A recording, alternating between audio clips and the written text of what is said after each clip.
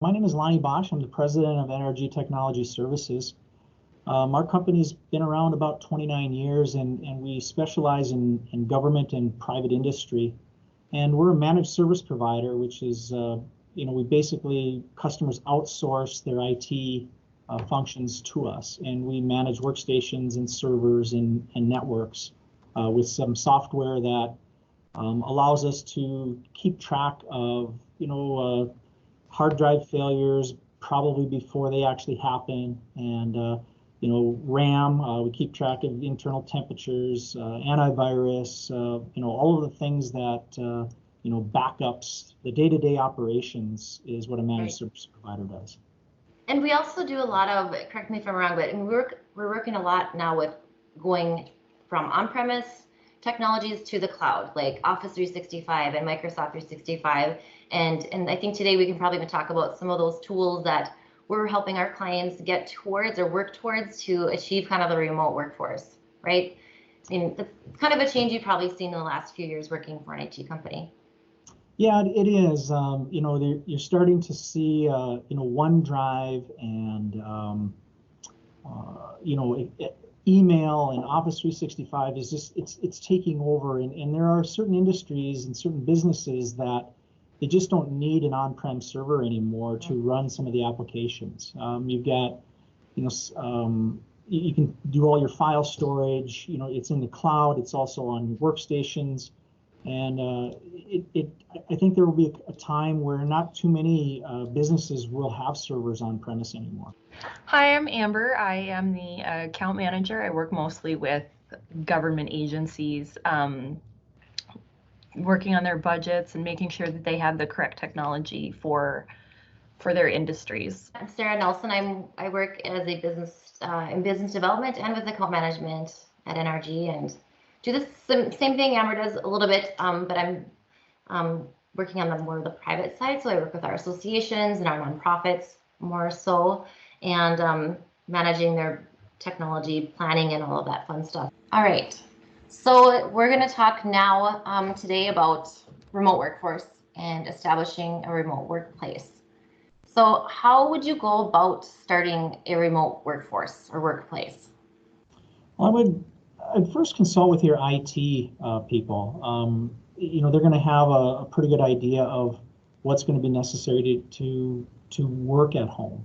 They're going to have to determine if there's VPN needs. If you're using Office 365, you may not necessarily need a VPN. You'll have to decide how you're going to share files if you're using a VPN, and if you've got mapped drives, and determining whether it's best to take your workstation home that you work on at work, or do you have a laptop to take home. So those are some of the things that I think are important. Absolutely. So developing a remote workplace policy. Can you talk a little bit about that, and what are some of the things that you think would be good to include in a remote workplace policy? Well, you kind of got to determine, which employees can work remotely, and if so, set expectations.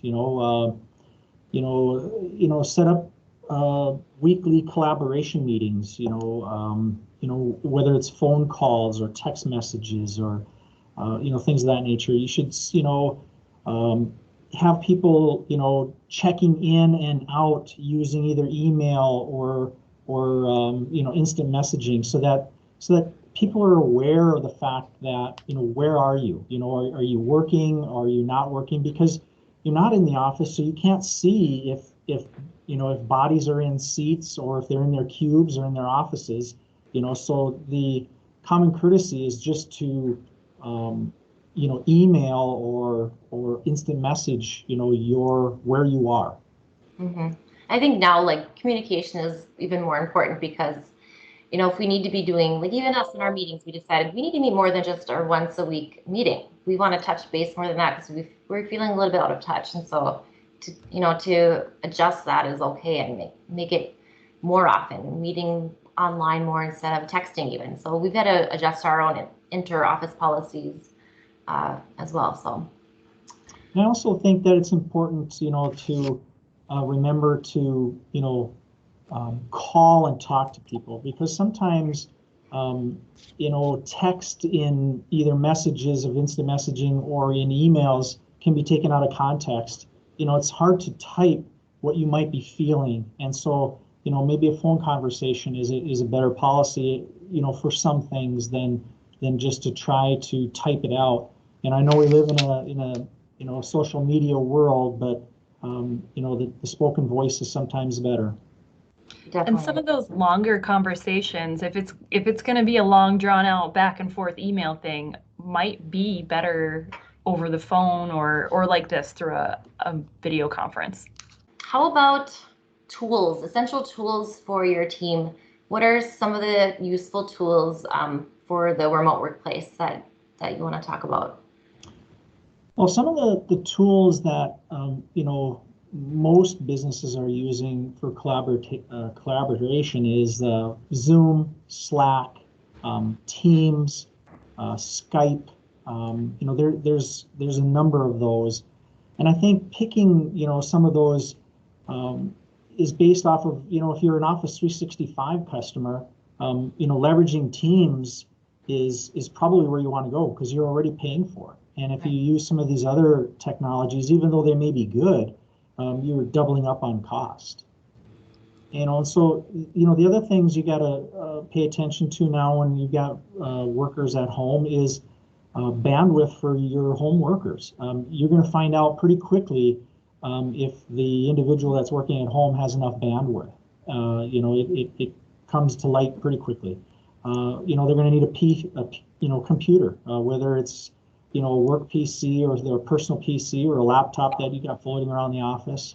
And having a webcam, pretty important, because it has the ability to, has a microphone built into them. You can do the video conferencing, those kinds of things. Having some speakers available for a home PC. Those are, some things that you will want to have. I think something else, that we've found is having a soft phone. In other words, phone software installed on your PC that allows you to communicate, just like you're at a business. Our soft phone, we make calls through it. It looks like we're calling from the office. And so those are some big things that you're going to want for tools for at home. Amber, what have you been telling your clients as far as when they ask if they should use their home computer versus their work computer? We actually have been recommending that people use their work computer. Take a picture of where all the cables are on your computer before you unplug anything.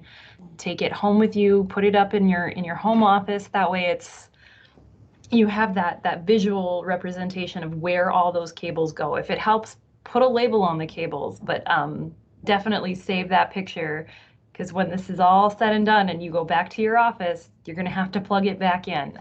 We do recommend using the company computer just for security purposes. It's already up to date. It's got all its security, antivirus, all that stuff is already set up. Your files, your favorites are all there. Your programs are already on it. It's just a better situation for everybody.